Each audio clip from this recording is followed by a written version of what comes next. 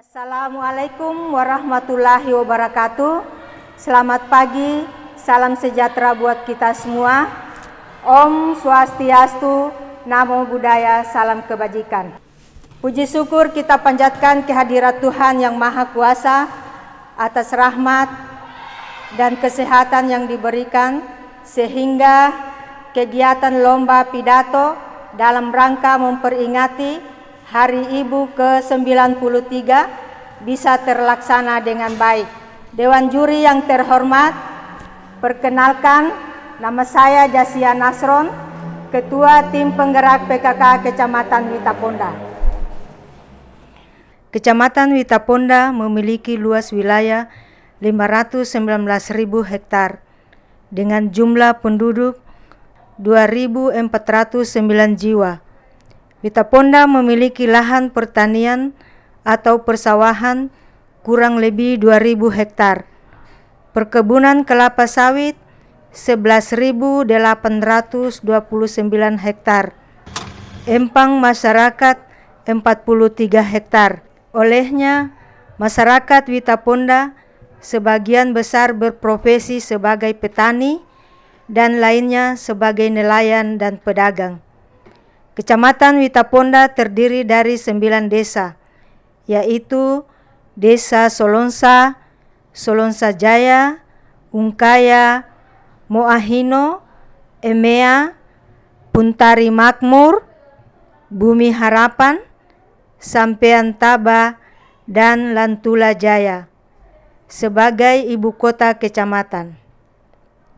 Kultur masyarakat Witaponda beragam, terdiri dari suku Tofatu, suku Mori, suku Bugis, suku Toraja, suku Lombok, suku Bali, suku Jawa, dan suku Bungku.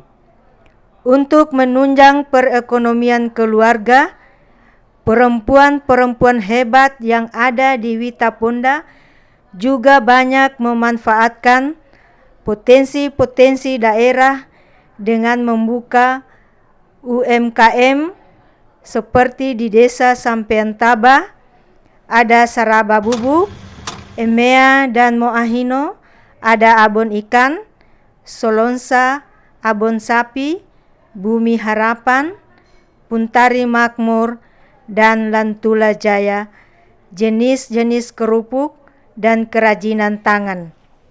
Perempuan Indonesia masa kini adalah perempuan yang harus sadar bahwa mereka mempunyai akses dan memiliki kesempatan yang sama dengan laki-laki untuk memperoleh sumber daya dalam setiap akses. Negara tidak mungkin sejahtera jika para perempuan dibiarkan tertinggal, tersisihkan, dan tertindas. Selain salah satu alasan mendasar sebagai penyebab kejatuhan bangsa secara drastis adalah karena tidak memiliki rasa hormat pada kehidupan perempuan yang dilukiskan sebagai sakti, yaitu istri dengan segala tugas dan tanggung jawabnya. Keadaan, peran, dan status perempuan dewasa ini lebih dipengaruhi oleh masa lampau, kultur, ideologi, dan praktek hidup sehari-hari. Inilah yang menjadi kunci mengapa partisipasi perempuan dalam kehidupan masyarakat dan bernegara mengalami kelemahan. Saatnya kita berjuang bersama, wujudkan kesetaraan gender, tinggalkan paradigma bahwa wanita hanya bisa di sumur, di dapur, dan di kasur. Bulatkan tekad, di balik anak yang hebat ada ibu yang hebat, dan di balik kesuksesan suami ada istri yang hebat. Di sini saya akan memberikan beberapa contoh perempuan-perempuan sukses sebagai motivasi bagi kita untuk membuka cakrawala berpikir kita untuk lebih bermotivasi dan bergerak maju. Siapa yang tidak kenal Ibu Susi Pujiastuti, di mana dia memilih salah satu hasil laut, yaitu ikan, sebagai subjek kerjanya. Dengan kepandaian, kegigihan, teori peluang yang dia miliki, bukan berarti tidak pernah gagal. Ikannya dikatakan busuklah, tidak segar, namun Susi tidak pernah menyerah. Kalimat-kalimat sumbang dan kegagalan dijadikan cambuk untuk berinovasi lebih baik.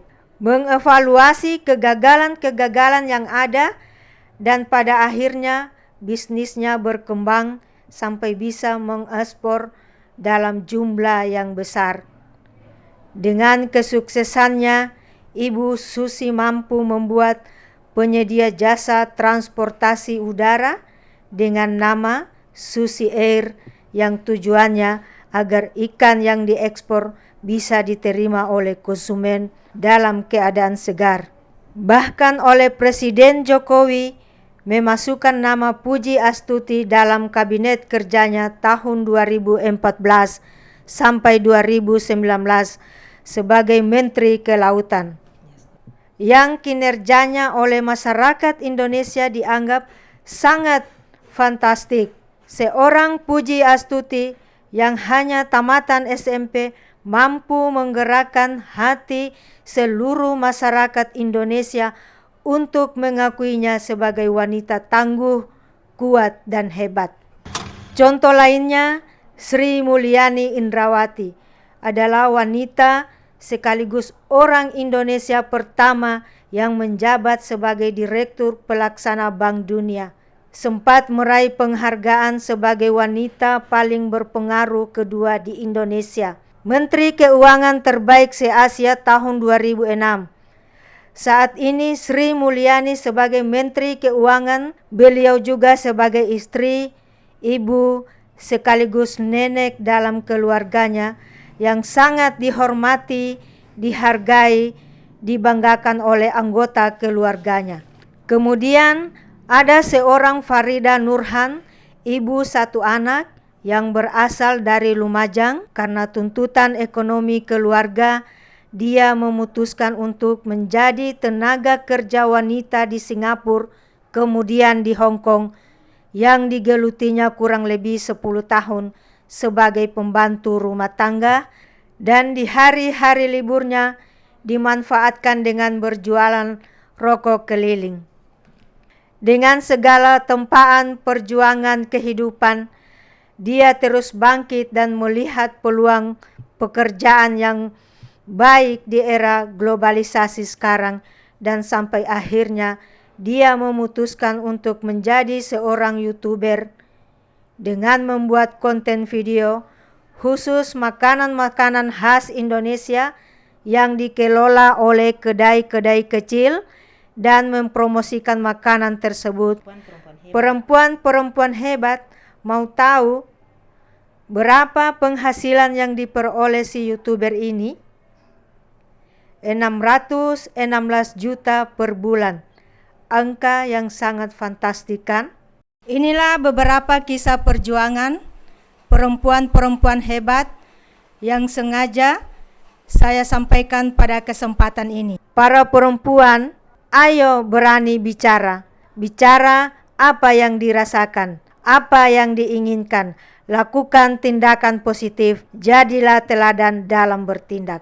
Kita hanya perlu meminta dukungan saja, dan dukungan itu akan datang jika kita memiliki niat untuk bekerja demi kebaikan orang banyak dan masyarakat luas. Jangan menunggu, kerjakan apa yang bisa dikerjakan. Kita bisa saja bukan seorang yang berpendidikan tinggi, namun kita seorang yang profesional. Kegagalan hanya hadir di saat kita berhenti untuk mencoba. Perempuan berdaya Indonesia maju. Ayo perempuan Indonesia, saatnya untuk bicara, suaramu keberanianmu. Terima kasih. Assalamualaikum warahmatullahi wabarakatuh. Salam sejahtera buat kita semua. Om Santi Santi Santi Om. Namo Buddhaya, salam kebajikan.